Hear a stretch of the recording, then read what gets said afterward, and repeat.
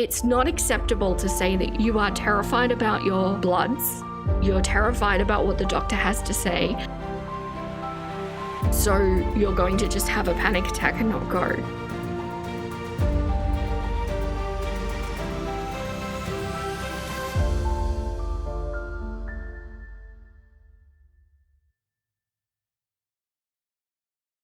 Welcome back, Nuggets. This mother clock has got some thoughts. Let's ruffle some feathers and get into this video. And if you would like to support my tiny pullet of a channel, don't forget to like, subscribe, and hype this video if you can. And definitely go check out one of my other platforms as well so you can keep up to date with everything. Okay, my nuggets. Now, this video I have actually been thinking about making for about a year. And it's not going to be everybody's cup of tea. I fully understand that. This is going to be a kind of reaction to my past self, where I'm essentially going to yell at myself the way I yell at Rachel. So yeah, I get that this is not going to be for everybody, and don't worry if it's not, just skip this one. There will be more videos coming very soon. I just felt like I needed to do this as a form of catharsis and also to demonstrate what growth can really look like in real time, because I actually didn't make this video that long ago, just over a year. So the video that I'm going to be reacting to today, it's not going to be a one-to-one reaction. If you haven't seen the video, there is going to be a lot more in the original video than what I'm going to talk about today. They did actually still agree with like a reasonable amount of what I said, but this is basically in relation to the first ever video that I did on Hungry Fat Chick, or Candy, as I will reference her moving forward. The context of this video and why it's so important to me is because of all of the videos that I've made, I want to say ashamed. Maybe ashamed is too harsh, but it's definitely cringeworthy based on what I've learned since. Why this video is important is because this was actually the turning point where I was able to reconcile my own journey and acknowledging that everybody else is on their own version of a journey. And when I say that everybody has room to grow and that we don't know exactly where they are in that journey, and a journey could look like a perfect circle being drawn over itself in the form of a cycle, or it could look like a series of spirals where they're gradually moving forward or backwards. This video and the making of it and the reflecting on it is basically the turning point where my channel stopped being about reflecting on my own growth and started being about other people as well. And I think that's really important. And another reason why I wanted to make this video too is I sat down to continue Candy's chaptered historical deep dive, and it's something that I really want to do because I really do enjoy covering Candy. But do you ever get to a point where you really want to achieve something, you really want to do it, but you feel like there's just something, a blockade that gets in your way, and something that just prevents that ability to move forward in that particular way? And for me, this is that, because I sat down to start editing her next chapter, and this video is all that was basically playing in the background of my mind. So I came off reasonably critical, I think, of Candy in this video. I said a handful of things that I absolutely would not have said today. And there's a couple of reasons for that. One, probably smaller reason, is that I was a relatively new channel and I was still trying to find my own voice. I was still trying to find what this channel was going to be about, what the point of this channel was going to be, and what I wanted to achieve by making videos. But the other thing is that all of the criticism, and I mean literally all of it, that I brought to Candy is actually a criticism that I had for myself. It was a frustration of my old self not being able to move forward, and it absolutely came out in this video.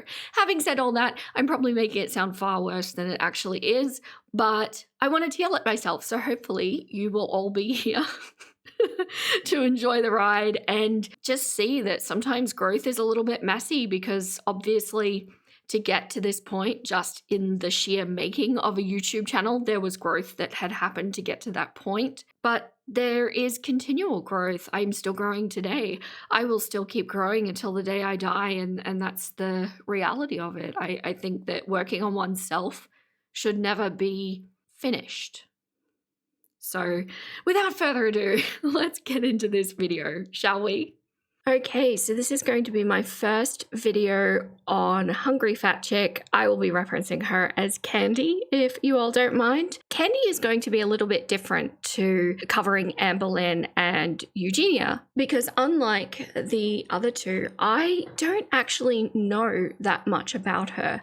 I've seen a little bit of peripheral commentary on different channels, and I watched the Mr. Snowflake documentary when it first came out, which was like a year ago. But here's what I do know about Candy. It seems that overall she has a good reputation. People seem to like her. And also she has managed to trap herself in this cycle of earning versus living kind of dilemma, which is what makes me very interested. I find her fascinating because, like the other two women, I believe that she is exhibiting some pretty serious arrested development signs herself. And at 52, I find that really sad. She is literally twice the age I was when I started getting out of my situations. So I guess for me, this is kind of what I was imagining without knowing as the worst case scenario, in a way, of still being trapped in that life and never having navigated out of it. So immediately you can really hear that I am reflecting on this as a literal reflection on my own journey. And what I mean by that, because of course I wasn't on the path of being in adult content or getting into a place of immobility with my lifestyle. But what I saw in Candy and what I resonated with her was, of course, that arrested development, because of course that's what I do. That is the cornerstone of everybody I cover. But also the fear. I see so much fear in Candy, and that is something that I, of course, relate to. If you followed my story, you know. I relate to that. But I just wanted to highlight that straight off the bat. You can hear that this video is not about Candy. This video is about reflecting on my own situation. And perhaps I wasn't quite prepared to deal with someone that I resonated with so deeply. So yeah, let's continue. It went pretty good. Yeah, I got all kinds of medications. It's gonna come to me. I gotta go do x-rays or whatever sometime this week. They're not gonna like prescribe any like weight loss medications until they get my labs back though. So anyway, it is happening. Yeah, so I imagine that we're probably, I mean, she's not delivering what's gone on in the doctor's surgery, nor should she. That's private information, but I'm kind of getting the sense that we're in a little bit more of a dire situation here, and perhaps they're not wanting to mess around with medication before they know exactly what they're dealing with, because all medications come with risks and side effects, of course, we all know that. So this must be a really scary trip for her. What I'm hoping to see from this, because I've seen that she's released videos of weigh-ins and all that over January, and I guess what I'm really hoping to see is like this kind of arc that we all want to see for the likes of Amberlynn and Eugenia. You know, do they really knuckle down and they give it their all and they succeed, and you know, the underdog rises and wins, and yeah, that's what I'm hoping to see. But given my experience with other people, I'm dubious. Color me dubious, Nuggets. And so this is something that you would never hear me say today, because of that acknowledgement of not knowing, not possibly being able to know where people are at in their journey. We don't know the micro movements forward that they may be taking. Yes, I think it's fair to say that past behavior is the best indicator of future behavior, but not always. And this is why I constantly reiterate that I will always give people room to grow, because on the off chance that they can, and they do have that in them, the conviction and the drive that it takes to improve oneself, I don't want to be the voice in their ear saying, you'll never do this because you've never done it. And even more importantly, and this is not at all something that was on my radar at the time, I don't want you to hear me say, you will never do this because you've never done it. Because that is just fundamentally untrue. Anyone can do anything at any time. Everyone can improve themselves. It takes a lot of effort. It's hard work, but it can be done. And I think that you can really see where that philosophy has come in from this video. And personally, I think it's an important lesson to have learned. And I am stronger for having made the mistakes that I made in this video. This is so hard.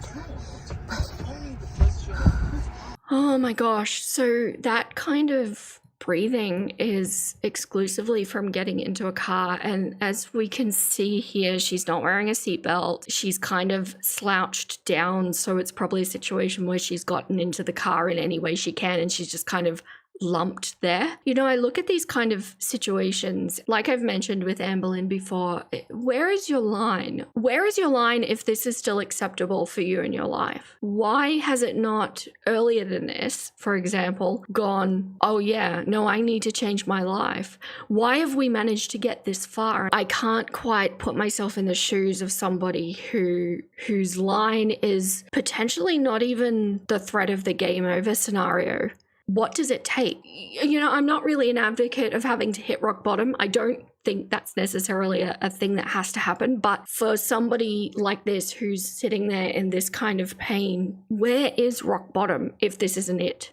So a lot more judgmental, I think, than I would have done. And my nuggets, this is going to get a little bit worse before it gets better. Understanding that people's lines are in all different places, I think, is part of having perspective on other people's lives. We don't know what's going on. And just because my line was far earlier than all of these women to get myself together, it doesn't mean that they will never hit their line, or perhaps they have hit their line and they just haven't been able to overcome. Sometimes, unfortunately, that's the situation.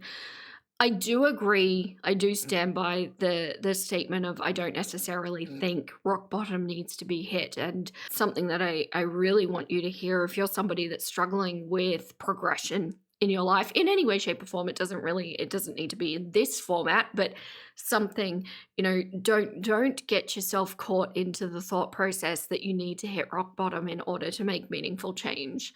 Rock bottom for a lot of people can be that catalyst that causes the motivation, which causes the action to move forward. But if you've watched my how not to be Amberlynn series, it's not really about Amber, to be honest, but it is about how fickle motivation can be and how you're actually able to make meaningful change from the spark of motivation if you do happen to experience it. But rock bottom is really just that. It is just a catalyst for motivation, but then you still need to take the action. So that's why I say I don't think rock bottom needs to be hit, because you can decide to take the action independent of the motivation being there.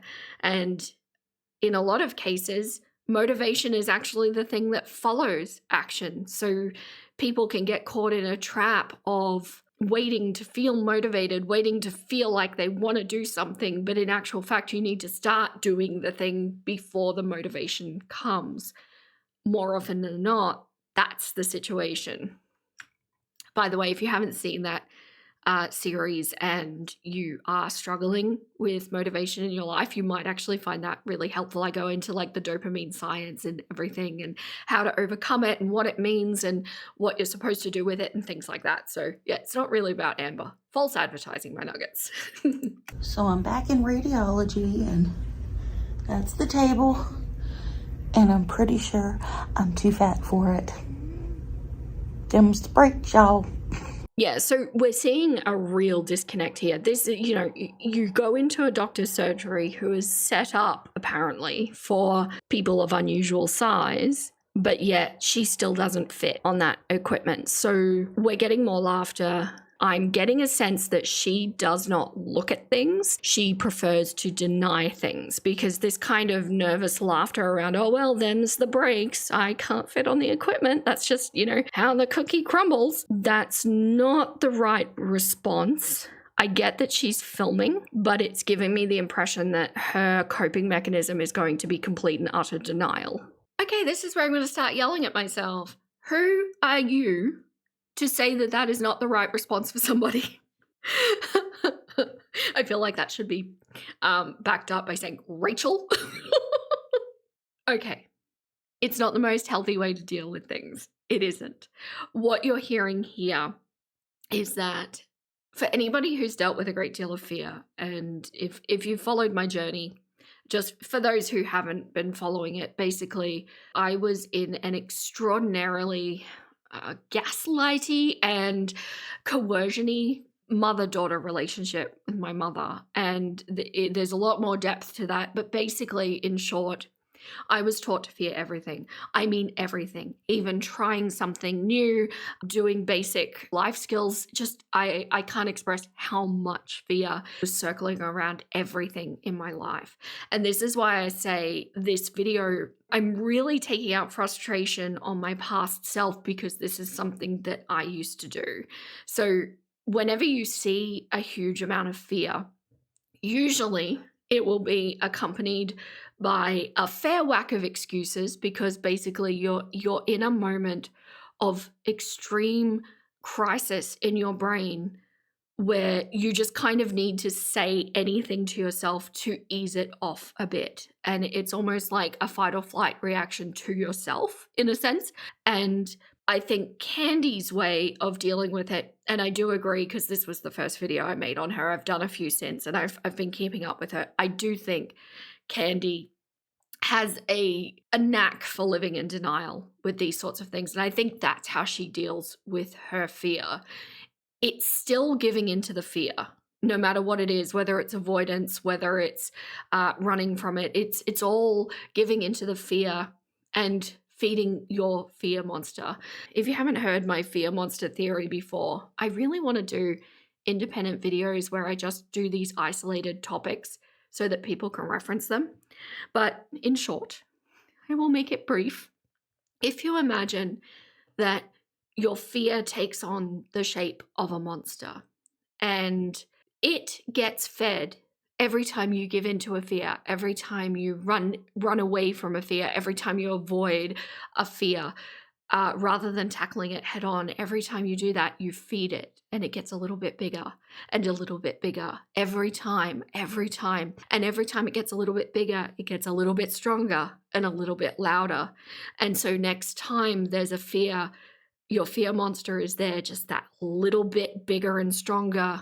And it's easy to make it grow and it starts perpetuating itself. And before you know it, it's just taking over your entire world. How you shrink your fear monster is to starve it of feeding the fear. And by doing that is by facing the fear, to witness yourself overcoming these fears and proving to yourself that you did the thing and nothing bad came from it. Now, I want to specify I'm talking about irrational fears here. I'm not saying that you need to go stick your hand in a wombat hole or start playing with a cobra. Do not do that. But this is like, I'm scared to go out of the house, so I'm going to make myself go out of the house. That's how you face the fear. And the problem is, when you've put so much time into feeding your fear monster, it's so big and so loud and so powerful and so overwhelming that it is a really big task at first to face these fears. But each time you do, your fear monster shrinks a little bit, gets a little bit quieter, a little bit less persistent. And it's a practice thing that as you do this over and over and over, the fear monster gets so small that one day you realize you're doing things without even considering the fear monster. And that is basically how I got through my anxieties and my childhood programming and things like that, was to think of it in this way. And now I am legitimately able to do things without fear. There was a point in time where I thought I was just going to have to go through life battling this constantly for the rest of my life, which, by the way, I was willing to do to get out of the state that I was in. But little did I know that, yeah, eventually you just get to do things fear-free. And it's such a good feeling. The making of this video is actually a good example of that because I'm sitting here on the internet openly criticizing myself for my past actions. That is not something I could have done before without fear, but here I am, my nuggets, because I think it's important to talk about, so here I am talking about it. But hopefully that helps. Anyone that struggles with OCD, anxiety disorders, even depression, like fear monster can absolutely be linked into a depression monster, anything like that, social anxieties, anything that's, quote, irrational, not actually able to physically hurt you. So I was correct. Too heavy for the table, but they went ahead and tried it anyway, and they couldn't get good images, so I got to contact the doctor and see what the next step is. At least I tried, at least I tried. And it hurt like heck laying flat on the table, but I did it. Oh well. Laughing and, oh well, yeah. Her saying at least she tried, I know that kind of, I think to a completely able-bodied person does sound a little bit like in the realm of pathetic, but I do understand what she's saying because if you can put your head in her position, she has not been out of her house for years. And can you imagine the agoraphobia that has managed to take root in that time? Because speaking from personal experience, agoraphobia will perpetuate itself the longer you don't go out. It's really easiest to keep it in check if you routinely challenge yourself. So she's managed to fight these anxieties and actually leave the house, and then to get to somewhere that she thinks she's going to be too heavy for, tries it anyway. So by her standards, this is a mammoth undertaking and a huge achievement. I think it really just highlights kind of how bleak this situation is and how desperately change needs to happen. So this actually was a big deal for Candy. I now know that Candy really doesn't leave her apartment very much at all. And whether you want to call it agoraphobia or social anxiety or whatever it is, I don't think it really matters. We're talking about fear here as the umbrella. The motivation or the cause of it is irrelevant in this context. But this was actually her realizing that she needs to fight a fear to get some medical assistance for her situation because things were going downhill very rapidly for her. She is barely mobile at this point, and still is, unfortunately, to this day. I am going to do a catch up with Candy because she's had an eventful year, but she did, to her credit, fight that fear. The problem is, though, when you're battling your fear monster, it's not enough to just do it once. Because, yeah, you may have shrunk it a little bit for that attempt, but then the next time, the next fear that pops up, you indulge it and it grows again. And the only way to fully battle these fears is to do it relentlessly and consistently.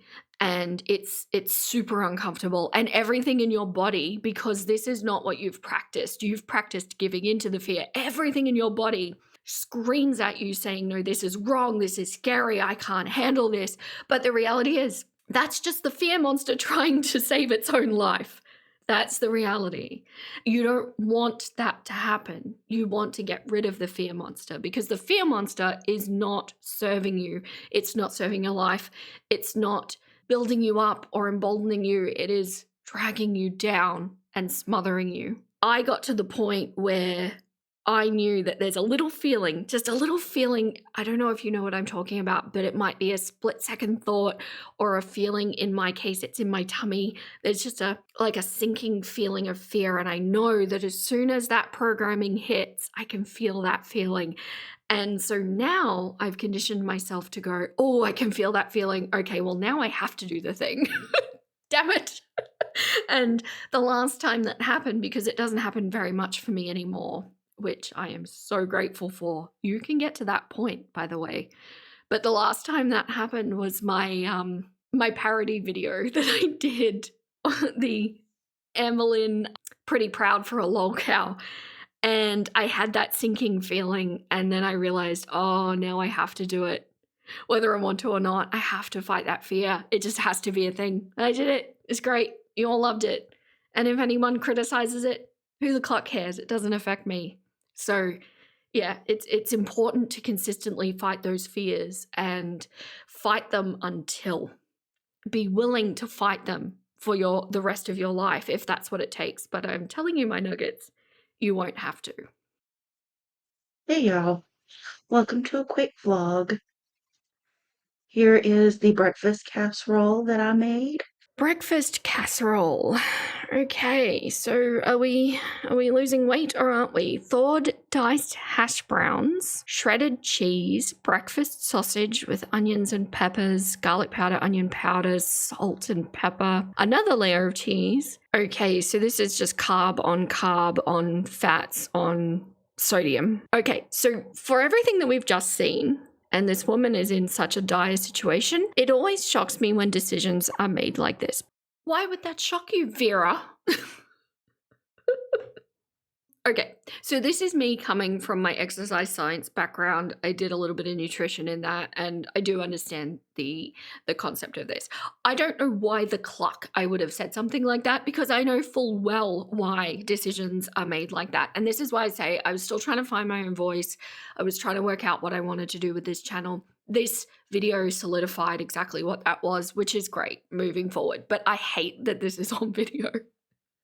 And I keep it up because I think it's important to show where growth has happened. And unless the video is like, 10 years out of date and now things that were said are considered a slur or whatever like that, I really think the videos should be kept up because it's okay to see where you've come from. And it is a criticism that I bring to Johnny Gilbert specifically, which I intend on covering him in the future as well.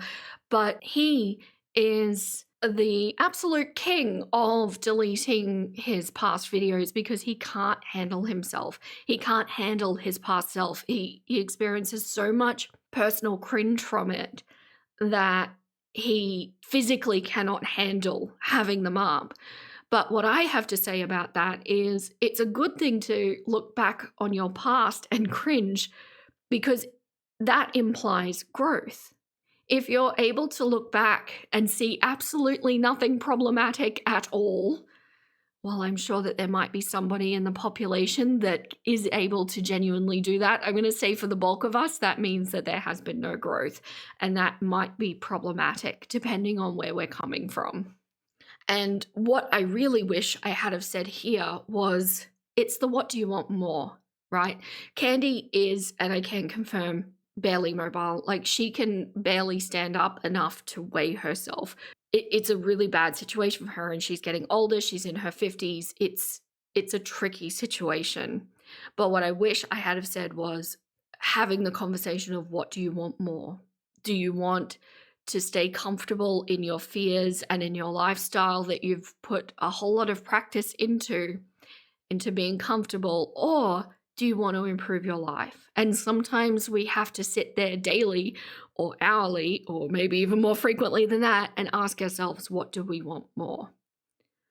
Sometimes, actually, I might correct myself and say frequently, a lot of the time, life is being uncomfortable. And to get comfortable with being uncomfortable is powerful. That's where you start to become unstoppable. Because it's like, on the one hand, you're taking actions that say you want to change your life and you want to improve your life. But then on the other hand, this kind of thing happens. So this makes me even more dubious. Do we have another Amber Lynn situation here? Okay, so she says, here is me right after rescheduling my doctor's appointment. I wanted to explain what happened but couldn't speak. I was having anxiety, maybe a panic attack. I self-sabotaged this one. I got in my head and had an edible about 2 hours before time to go and was not in good shape. I got my blood work back and I'm worried about it. Obviously, I will see the doctor on December 24th. Merry Christmas. Okay, so this isn't good. This is not a good standard of behavior when you want to be changing your life. And I've said in many videos before, it takes so much consistency and relentless execution to be able to do this. And every time you take a step backwards like this, you're just letting the fear win. So at first, when you're really trying to make these changes, you can't afford to give in like this.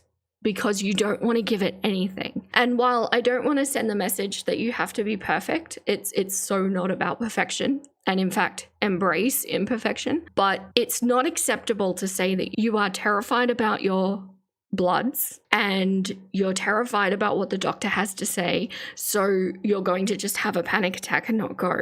So that last line there, it's not acceptable to be concerned and then to just let yourself have a panic attack, that is not about Candy. And that is absolutely not about anybody who's hearing this either. This is directly about myself. So panic attacks are something that I used to deal with a lot. And it took a large amount of growth to realize, and I'm speaking about myself here, so just bear in mind, I'm not trying to put this out into the world, but it took growth to realize that I was, in some capacity, using panic attacks as a way to check out, as a way to say, can somebody else just please deal with this? Because I don't feel like I have the tools to be able to fix this or deal with it or whatever. And so when I say a panic attack is unacceptable, I mean, for me personally now, I don't let myself have panic attacks. And I force myself to stay plugged into life because that's who I want to be. You know, it's kind of like being the change you want to see, that kind of thing, but within yourself rather than in the world. And I acknowledge that there are so many different reasons and causes and motivations for having panic attacks. And I know how they can just sneak up on you too. And in fact, when your body decides to have one and you choose to still stay plugged in, it's almost like, you know, being nauseated, where you go, I don't feel good. This feels awful. I know it will pass. I just need to wait it out. It's like that when you stay plugged in rather than fully withdrawing into yourself. And absolutely horrible. And this is probably the biggest phrase in the video that has been haunting me for a year. Absolutely horrible thing to put out there on a video. And it's the same criticism I bring to Rachel, right? It's no different because you don't know who is listening to your videos, who is listening to the words that you say, and how they're going to apply it to their life. And this is something that it just wasn't on my radar at this point. I was still so new into making videos. And like I say, it was this video that taught me that. Because as public figures, no matter how big we are, we have a responsibility to make sure that our viewers are going to be safe and come away from our videos at least feeling better, at the very least feeling more entertained, right? If not better about themselves or enlightened or whatever the case may be. And it's not even that I think people should be taking on what we say, because, you know, we're talking about, especially in girl world, we're talking about a very specific set of circumstances for these very unique kinds of people. And it's probably not applicable to other people's lives. But yeah, I think it's an important lesson to learn. I think creators, generally speaking, need to learn this lesson. And the trickiest part about it, though, is she filmed this panic attack. I still have some difficulty wrapping my head around people that do that, because I do think that there is a manipulation going on. Not necessarily a malicious manipulation, but a manipulation nevertheless. And so, for example, in this case, Candy is, in essence, attempting to manipulate her audience because she has given in to her fear monster. She is feeling bad about giving into her fear monster because she knows it's not the right action. And so, like, intellectually, she gets that. So the panic attack comes and it gets filmed and edited and uploaded in an effort to show the audience how badly affected she is by this, which in hopes of, you know, them giving her a pass, which then in turn gives herself a permission base for doing that. So this is why I say I do think filming panic attacks is always manipulative to a point. There's probably different motivations or different outcomes that people are seeking from doing it. But having experienced them, and I know many of you feel this way because I've talked about this before, I cannot imagine having the wherewithal to grab a camera and actually record it because That's just, I don't know. I was completely incapacitated when I used to have them, but maybe that's just my experience, my nuggets. But there is, without a doubt, a manipulation going on. I don't think Candy is a malicious person. I don't. And I don't think that was the point, but it is still a manipulation, right? At this stage in the game, you just can't afford to do that. So I'm wondering if we're seeing a bit of a pattern here, because I know Amber Lynn does this, where anytime there is an appointment with a medical professional of any description, something always happens that prevents her from going. So at the moment, it's scheduled for the 24th of December. We'll see how that goes. And spoiler alert, yeah, she didn't wind up going to it. And the same thing with Amber, I'm sure, is it's a fear-based thing, right? Avoiding the appointment is giving into the fear monster. Making the appointment was facing the fear, but then there's no follow through, which really needs to be done. And that's why I say you can't afford to let them slip. It's okay if you do miss some. It's not a situation where you go, oh no, it's all over now, I give up. No, it's not. But it is acknowledging it, going, okay, I'm going to be honest with myself. I fed my fear monster with that one. I'm going to do my best in future to not let that happen again, because it doesn't feel good. And yeah, that's essentially what goes on here. Another thing I just want to note, look, I'm an incredibly private person, not that you know it because I'm putting everything on the internet, but I would never film myself having a panic attack, and I would definitely never think to upload it on the internet. Anytime somebody does this, and I'm really sorry if you're feeling seen at the moment in a bad way, anytime somebody puts this kind of thing on the internet, the immediate communication that I'm receiving is, look at how pathetic I am. You can't judge me. I need to be coddled and I need to be not challenged by you. So please just treat me with kid gloves and let me do my thing. And that's not helpful for anybody. This is an interesting side of her. So I actually forgot that I left this clip in, and you can hear the difference in my language going on here. So I kind of agree with my own sentiment, but I also kind of think it's phrased poorly. Yeah. Anyway, moving on. Goodness, Vera. Something else that I'm finding really interesting about her, she does actually seem to have some kind of self-awareness where she kind of will say the right thing, and like she knows she's getting in her head, she knows that she's self-sabotaging. But at the same time, then she's just saying, oh, it was a panic attack, it was an anxiety attack, I couldn't do it. So that to me is a really interesting duality that she's presenting, and I'm interested to see if it keeps going. It shouldn't be interesting because that's exactly what you used to do. Yeah, I think for the most part, many of us are intellectually aware of when we're, pulling the wool over our own eyes, and some of us get very skilled at that, and unfortunately that is once again just going to fuel the fear monster and make it stronger. It can be as simple as that, as just not looking at something to avoid the fear. But yeah, I can confirm Candy does have full awareness of what she's doing.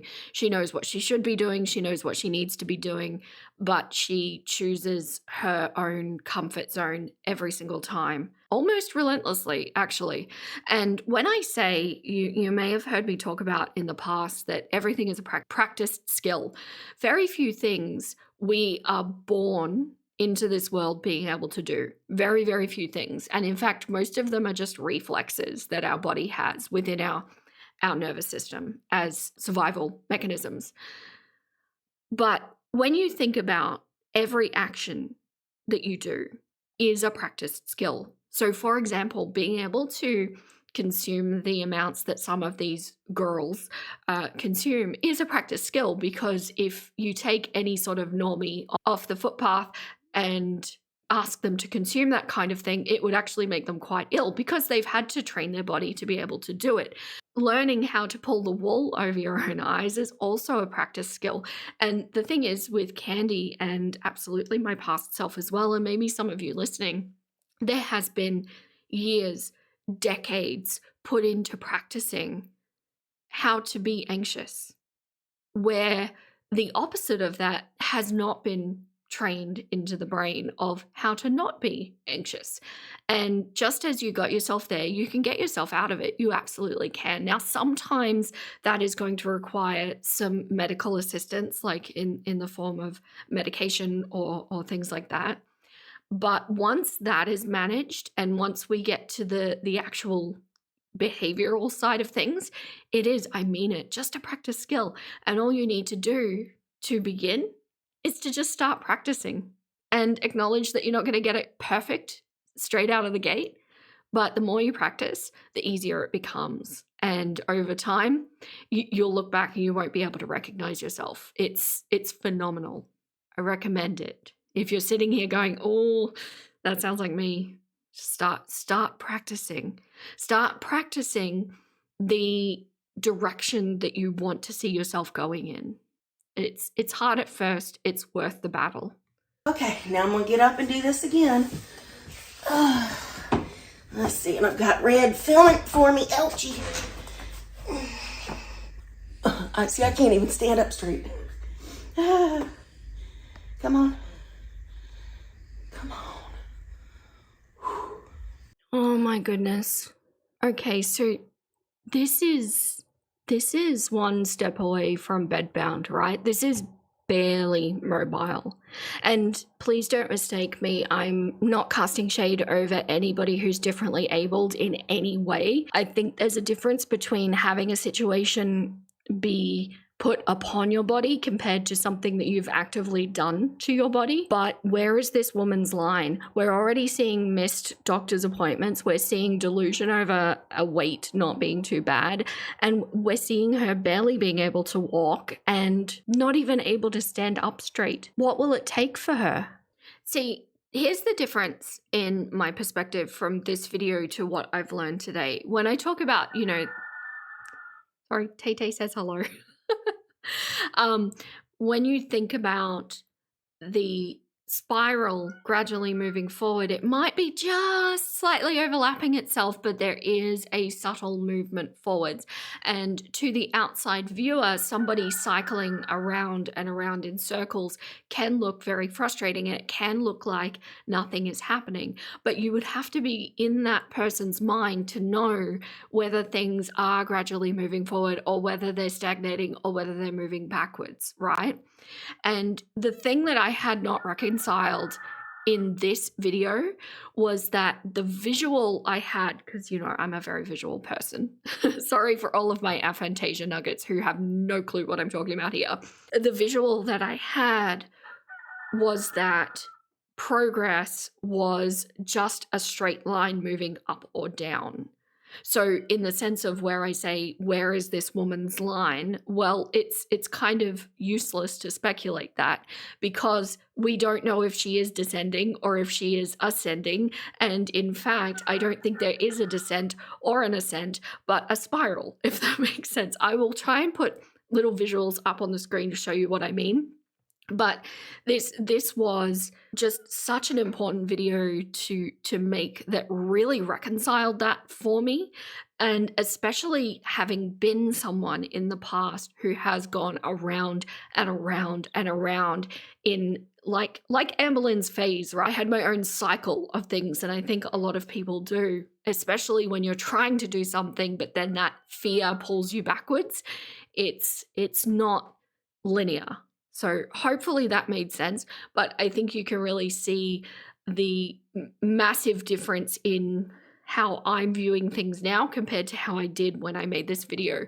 And that's why I say this video is very introspective, whereas now I like to try and think about all of you out there as well as my own experience. Hopefully that makes sense. So you might know better than me. If I'm right about this kind of learned helplessness situation, where she's kind of putting out there that she is this meek and pathetic creature that needs care and needs kindness, that's quite substantially smaller than, say, somebody like Amber Lynn. right? And Amberlynn is quite a lot younger than Candy, of course, and age is absolutely going to play a role here. But do we think it's at all possible that Candy has allowed herself to get into this condition? Whereas compared to Amberlynn, for example, I think that her line that I've been talking about is actually bedridden. So she's doing everything she can to avoid being bedridden, but not necessarily pushing far past that. So has it been okay in Candy's mind to just sit in a chair and eat and not challenge her body in any way, shape, or form? And now she's in her 50s and she's feeling all of the aches and pains that come with being in your 50s anyway, but then also adding to that a sedentary body that is not used to work, let alone hauling the kind of weight that she's asking it to haul. So essentially what I'm talking about is what is acceptable versus what's unacceptable in your life. And I'm theorizing that for Amber, being bedridden is unacceptable because she's done that, and she has, for the most part, taken actions since to not get back to that situation. You know, like we're currently seeing the likes of Foodie Beauty, where she is leaning into the mobility scooter and away from actually being physically mobile herself, where Amber is significantly larger, is still choosing to walk herself, or at least as far as we know. So what is acceptable versus what's unacceptable? That's what I don't know with Candy. But the problem with Candy is that she has had such complexity through her entire life, where she's basically been told by so many people that she's not worth anything, that she's then gone and put herself into situations where she can turn around and tell herself she's not worth anything. And so when you're dealing with a self-esteem that is so badly damaged on such a core level, like we're talking about childhood programming here, we all know how hard it is to break childhood programming. When you're dealing with that, I don't think the line is appropriate anymore. It's not about what's acceptable versus unacceptable, because her core belief is that she's trash. And that's devastating. Because it's not true. She's a very nice lady. She has a lot to offer. She's funny. She has a natural spark for entertaining. There's things about her that are worth something, but that's not what she believes. So yeah, it's not acceptable the way that she's allowing herself to degenerate. But in a sense, she's kind of fulfilling what she feels she's worth. So yeah, inappropriate perspective there. All right, so that's not too bad. I'm down 15 pounds from the last time I weighed in. I hope to do better in the new year. I hope this time next year I'm down at least 100 pounds. At least. That's the goal anyway.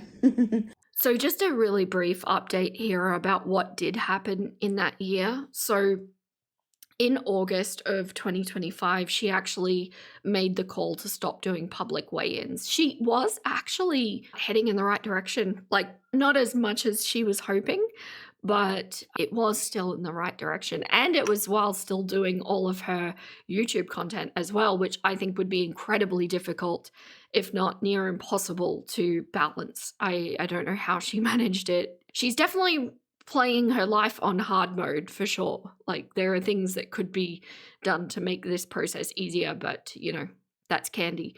After she decided to stop doing public weigh-ins, which I agree personally, I just think, I don't know, you don't need to add external speculation and things like that to something that is so critical for your well-being.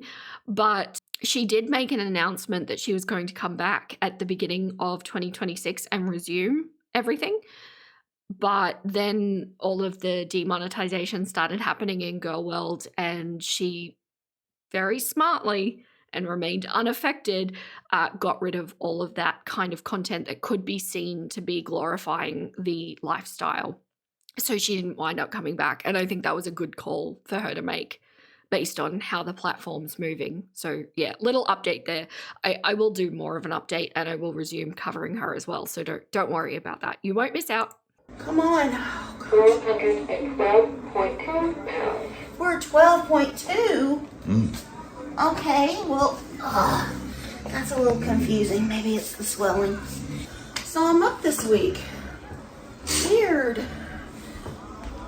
Super weird. All right, my nuggets, I am really sorry, but this is where I'm going to start getting sassy. Now, on Candy's main channel, Hungry Fat Chick, she has been doing massive mukbangs twice a week. And I am a really firm advocate, I cannot be shifted on this, that if you have a problem, a bad relationship with food, and you're trying to lose weight, this is not compatible with doing mukbangs. I know that there's very skinny mukbangers out there, and I know that they really manage to do workouts during the week to like counteract the amount of calories that they take in. And that's a lifestyle that they've decided for themselves, and it's fine. That's great. But when we're talking about people like Amber Lynn, and when we're talking about people like Candy, this just can't be. These two things do not go together and cannot go together. And I get that Candy is in a situation where that's her income, but at the same time, that's her life. And if we're talking about diabetes as well now, on the things on top of the things that I've mentioned, this is not good. And I think we're really seeing there a very thick spreading of denial, because to stand there after you've gained weight, knowing that you've been eating like this during the week, and to say weird, that's not taking the accountability that you need to take when you're in this situation. I mean, you're not wrong, but you're still a cloaca. is this sentiment that comes to mind. Okay, I'll stand by what I said about that. I think when you're dealing with, because this is not just a bad relationship with food. This is a condition, right? The kind of condition that YouTube doesn't like me talking about. I'll stand by that. I really don't think that it's wise for Candy to be continuing to do the kind of YouTube content that she's doing, as well as the fact that she's also doing spicy time content external to that as well, which is of a similar nature. I mean, you can imagine. My feeling is, the concern that I have for it is that it's kind of like an alcoholic saying, you know, I know that I have a problem. I know that I need to turn my life around, but I'm just going to drink on Friday nights. And anyone that's known somebody who's been dealing with that kind of intensive, compulsive, special interest in a substance knows that that's just not how the brain works. It's not going to stay to just a Friday night, and that's a problem. And I think that's what we're dealing with here with Candy. So yeah, it's not acceptable when you want to be turning your life around, but who the clock am I to say that she's trying to turn her life around? I don't know. It's just, the whole thing is a little bit more close-minded than I think I would have delivered it today. I don't know that the sentiment is 100% wrong. I don't like the delivery. I just, yeah, you see what I mean, right? And this was, I feel like really what was going on here is that, you know, I've said I'm a salty snowflake spawn. I was also watching a lot of Geordie around this time, and that was really my exposure to Girl World and how it worked. And this was my attempt to see, you know, is that where I want my channel to go? And when I talk about moral and ethical lines, sometimes I've said, sometimes it takes actually doing the action to realize that you're not comfortable with it, and then you know that you're not going to move forward with that kind of thing. That's what happened here. I don't love it. I don't think it's necessarily even approaching the worst of what some people have to say, but it's not me. And I think that's probably the largest issue that I have with this video, because it feels inauthentic to me. Yeah, so hopefully you all understand where I'm coming from with this, and hopefully you understand why I wanted to address it and call myself a cloaca and yell at myself a bit. That brings me to my doctor's appointment yesterday. Did not happen yesterday. I had to reschedule. I purchased a new rollator, one with a lower seat where I would be comfortable, and that has brake. And it was a couple of weeks ago that I ordered it, and there was a delivery window, and I made the appointment, you know, just totally forgetting about that 3-day window, you know, but then still leaving the appointment because I was hoping that it would come on one of the previous days, but it did not. Okay. So we are seeing a bit of an Anne Boleyn pattern coming up here. So we're going to self-sabotage to put things in the way, stop us from having to go to the doctor. And this is what, like a doctor's appointment that should have been in December, and now we're heading towards the end of January. It's kind of like everything that seems to be coming out of Candy's mouth seems to be an excuse, which kind of makes me feel like when you're giving an excuse, it's like it's for somebody else, because an excuse is to justify it to have a response from somebody else. But the reality is this is all about her. Like, what does it matter to us whether she loses or gains or whatever? You know, we're just randos on the internet, right? This is about her. So where's the responsibility of saying, I've committed to a doctor's appointment, I am going to make sure I get there. I know that I have a delivery potentially over these 3 days, so I'm going to make a concerted effort to schedule everything and remember what's scheduled and use a diary or whatever that needs to be done, if you know you're a forgetful person, to take the responsibility to stand up for your own life. Nobody else is going to do this for her. I mean, the conclusion has to be that she just doesn't want to do this.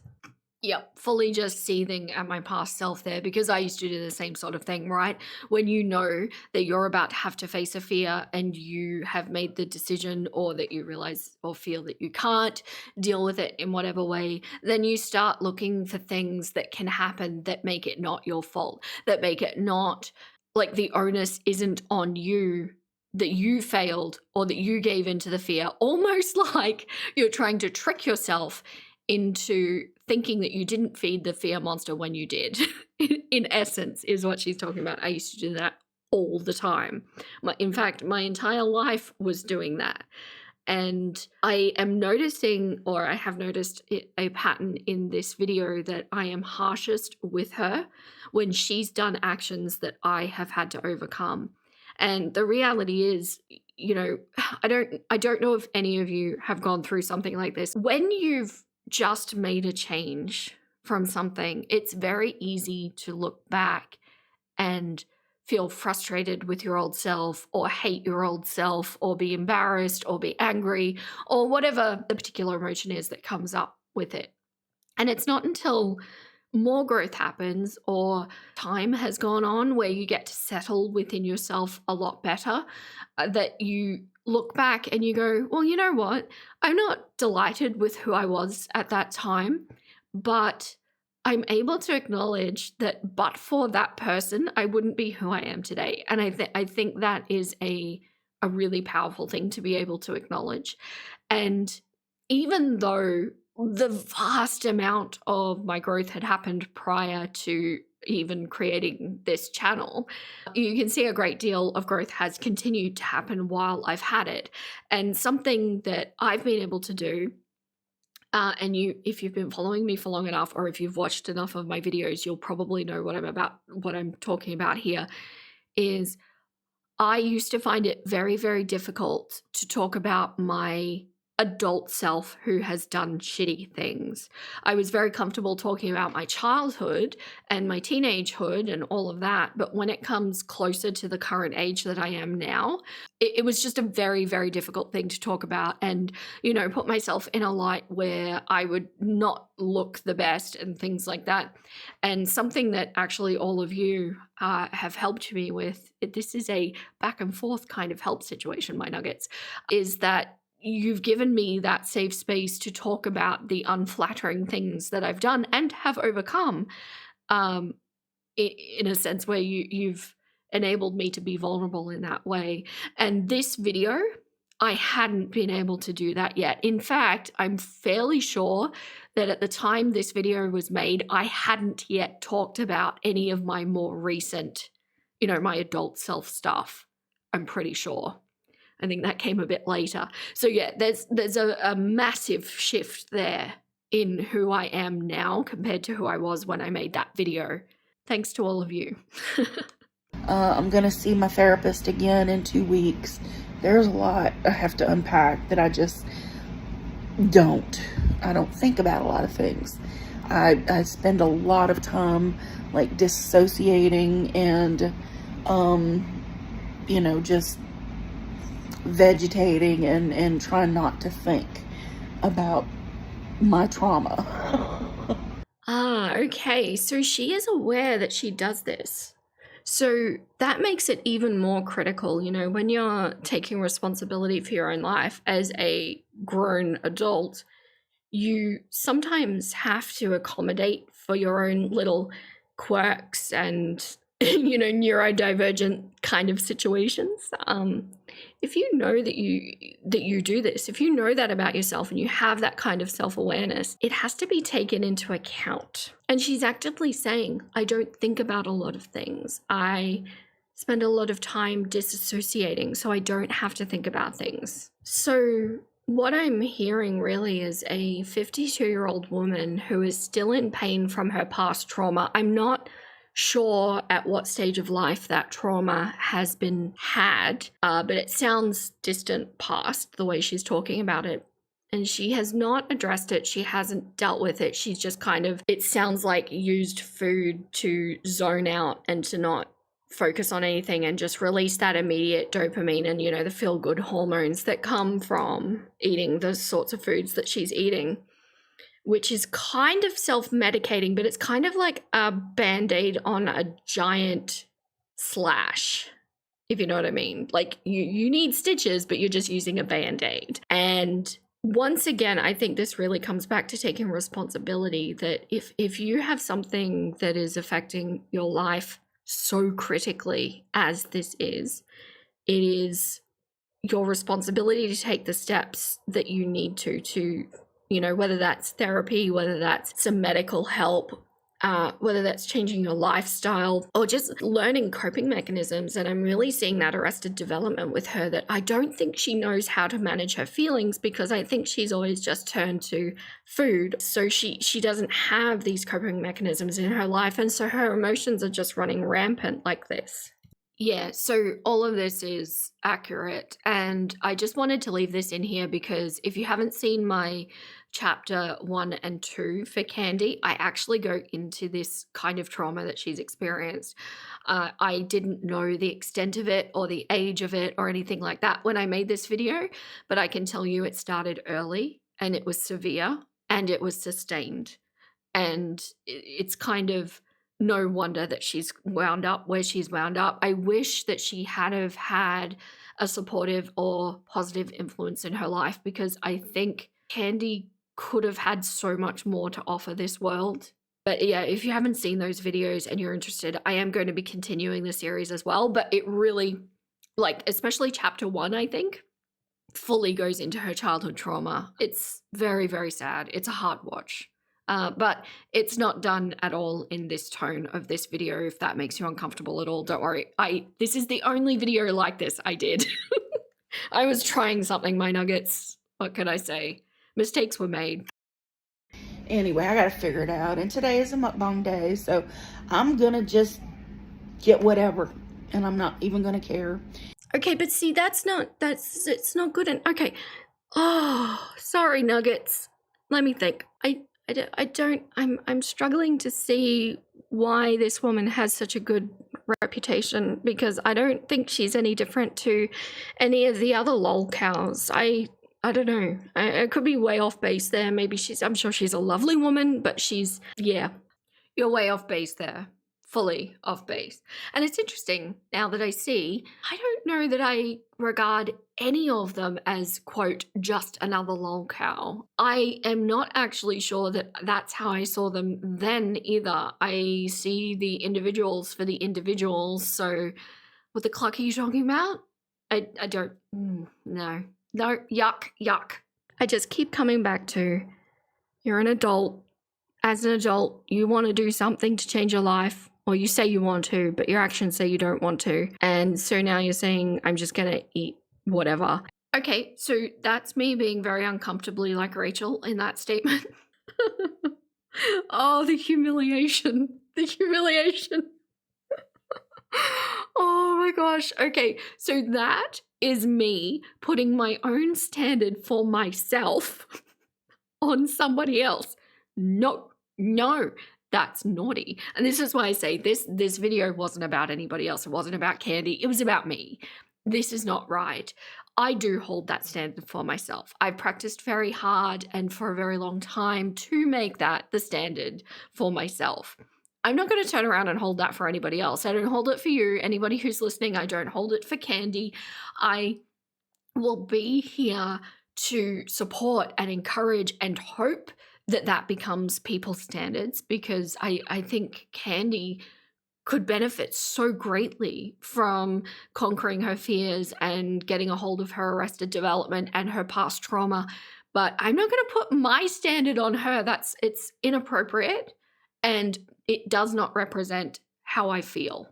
You know, I could throw a few healthy meals in there sometimes, but the majority, you know, I get the better views, the crappier the food. I mean, it just is what it is, unfortunately.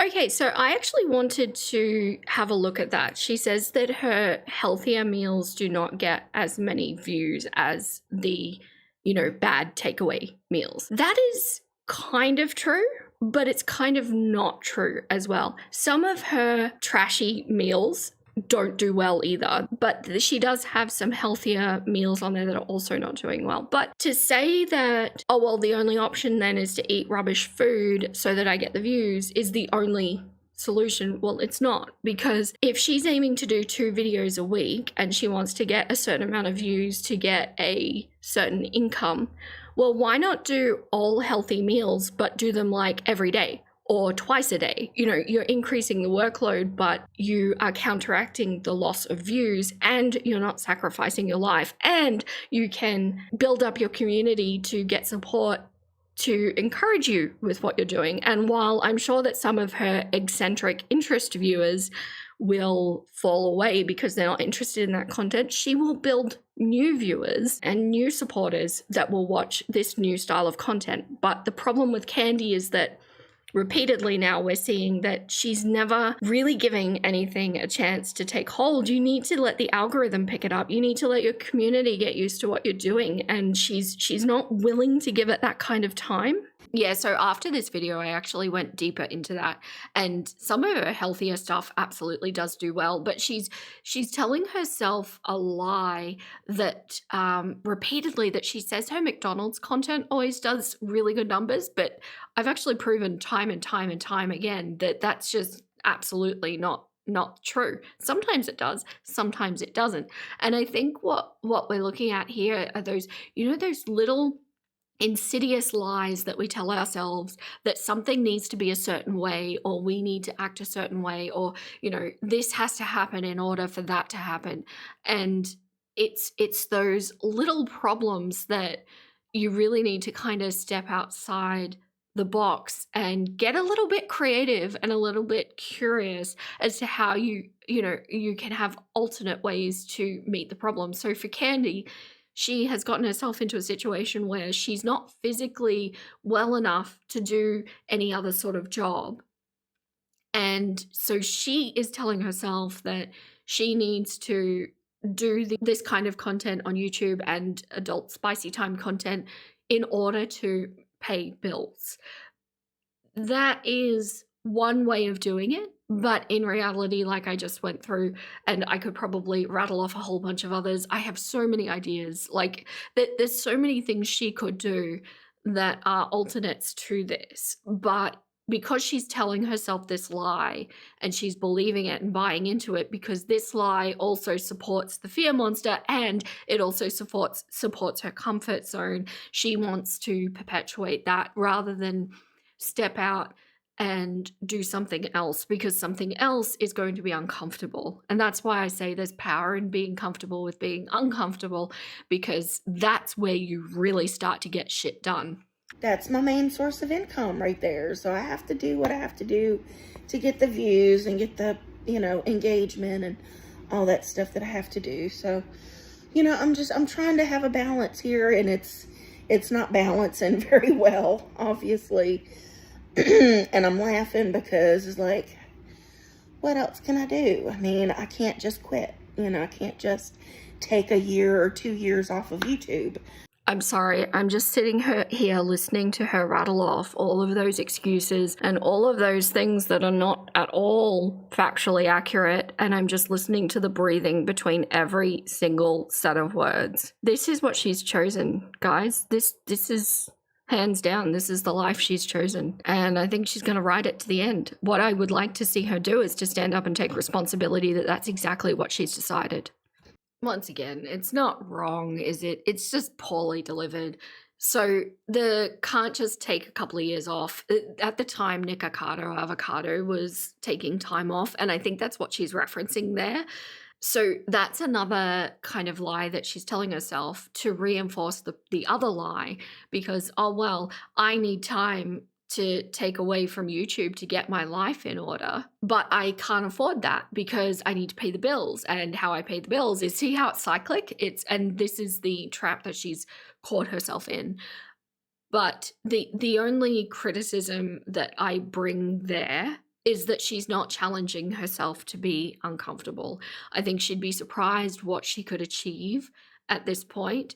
And while I don't really like the delivery, I do agree that the lifestyles that all of the people that I cover have, I do believe has been chosen. I actually know somebody, like in real life, who a different turn of events would have absolutely had them be one of the girls. Like, they fully articulate that this is the manner of self-exit that they've chosen. It's a conscious decision. It's what they feel they deserve. It's what they feel they want to do. And it was a choice that's been made, and it's bleak. It's sad, but I see the same thing in the people that I cover. And as for, holding time offline as the magical fix, well, to be fair, think about Eugenia. She's been offline now for almost a year. What improvements have we seen? We don't even know if she's still with us at this point. We don't know.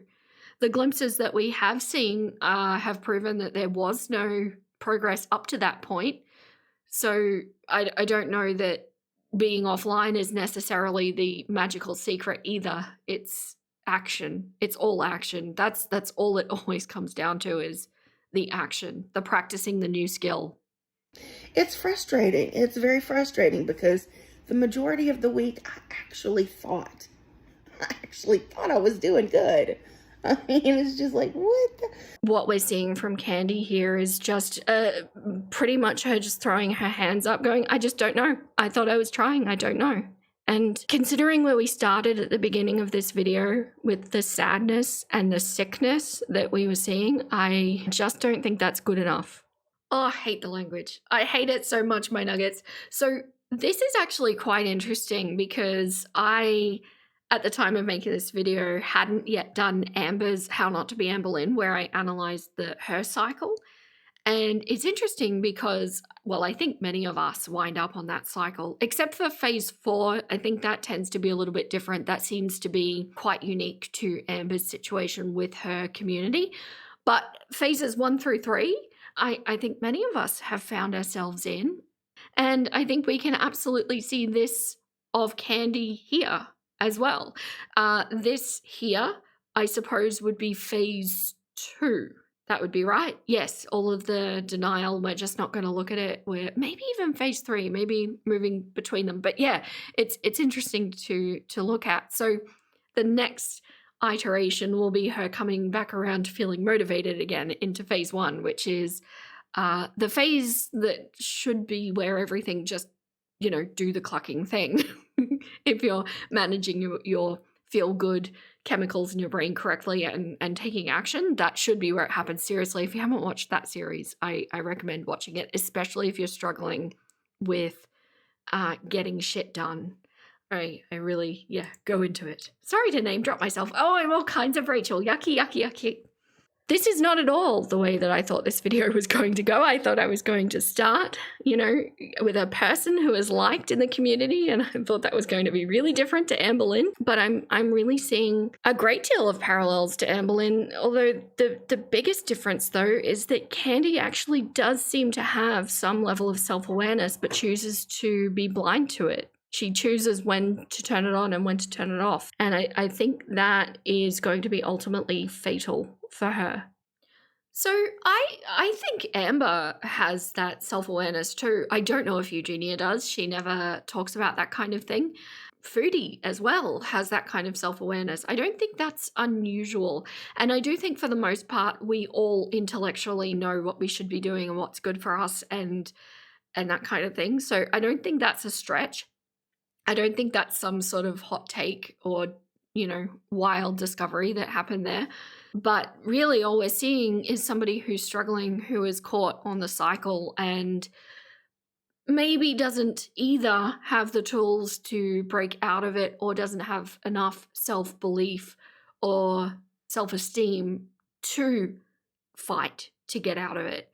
With Candy, it's an incredibly sad story. And the point of doing all of this is to use these people as illustrations of everything that I've learned and everything that I can pass on as well to hopefully help people and, catch those patterns before they get so badly set in and before your fear monster gets too big and, well, not too big, I don't want to say that, because at any size, believe me, that can be fought and won. But I don't know. I hope that any of the lessons could help anybody out there. But thank you so much to listening to me basically berate myself through this. I hope it makes sense why I wanted to do this. I hope you get that I kind of needed to get this out in order to move forward, because it's just been sitting there in the back of my head and I felt like it was causing a blockade. So we've got to face these things, don't we? But yeah, like I say, I mean, it's probably nowhere near as bad as what other channels have done. I don't think that matters though, because it's about what's morally and ethically right to me and what I'm trying to do with my channel. And this just always stuck out to me as a video that sits on its own, that's very different to all of the others. And while criticism can be brought, I think it's also important to talk about how to move through it, the actions behind moving through it, and accommodating for other people's perspectives. And yeah, like I said, it's just this channel up to this point was all about me.